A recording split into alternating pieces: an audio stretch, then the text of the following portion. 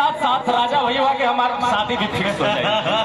और 21 शुभ होला तो राजा की शादी जब हुई तो भाई हमारे 11 को गरीब बेटी के बियाह करी बहन के उनमें 10 को और मिक्स कर दिया।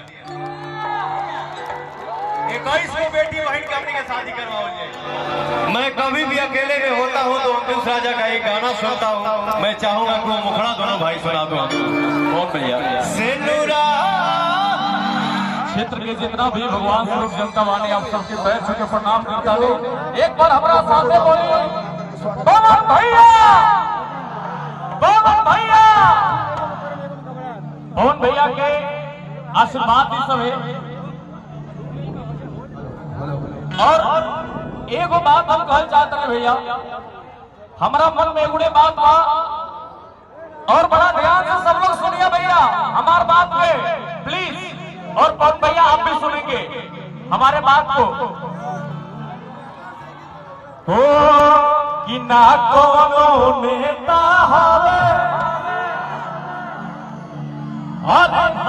हदही के बेटा हवे असोभे दीवाना इनका असुर अभिनेता हवे।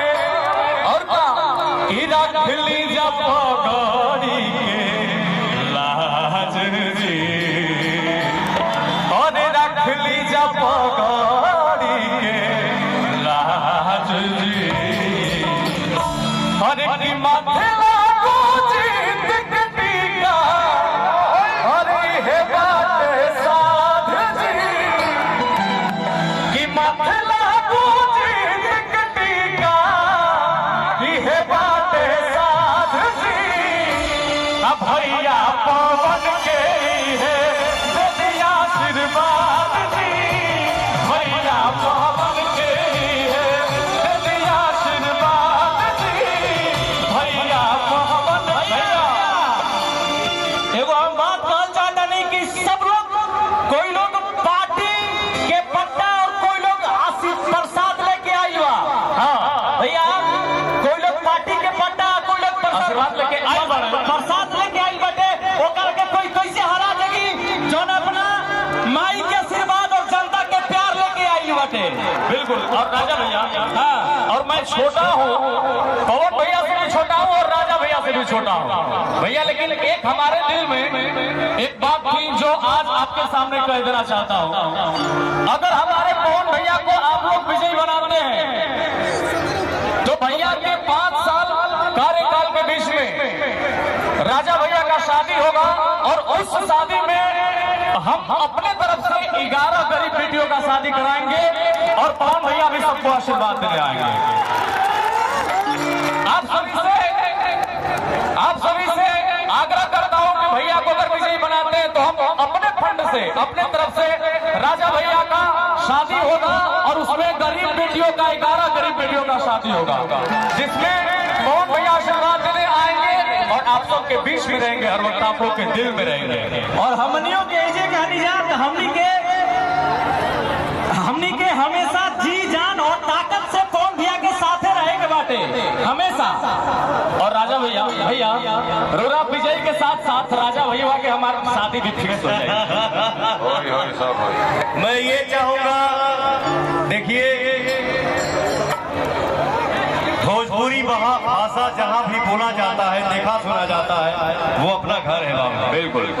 आज के डेट में हमारे भोजपुरी समाज के जितने भी हमारे छोटे भाई हैं एक से बढ़ के एक सुपरस्टार है, कोई किसी से कम नहीं है हो भैया। ये सब आप सबका आशीर्वाद है। मैं कभी भी अकेले में होता हूँ तो अंकुश राजा का एक गाना सुनता हूँ। मैं चाहूंगा कि वो मुखड़ा दोनों भाई सुना दो। कौन भैया? सिंदूरा ये देखिए बड़े भाई का एक यही आशीर्वाद है भैया। और देखिए शादी के बाद भैया कि 11 गरीब बेटी के शादी कराई, अगर हमारे पवन भैया करो सब विजय बना देता। और पवन भैया उहे गीत रहुआ उजा आके गावे के बाटे हमरा। और भैया आप एगो और वादा करी कि वो 11 गरीब बेटी के जब शादी हुई तो आप सबको आशीर्वाद देने आएंगे। हम भाई हमारे आशीर्वाद देने नहीं आएंगे, बोला हमने के यहाँ 11 शुभ होला और 21 शुभ होला। तो राजा की शादी जब हुई तो भाई हमारे 11 को गरीब बेटी के बियाह करी बहन के वो में 10 को और मिक्स कर दिया। 21 को बेटी बहन के अपनी के शादी करवाओ जाए। बात है भैया, ये दरिया दिल। इसीलिए तो कहते हैं कि भैया को इनको किस चीज का कमी है भैया? पैसा शोहरत सब तो है, लेकिन आपका सेवा करने आए हैं। और भैया का आदेश है हो किससे बुरा सब अरे गुरे हुए। हाँ, देखिए भैया बोल रहे हैं कि रोकता खड़ा हो रहा है भाई। किससे बुरा सब अरे गुरे हुए असहजना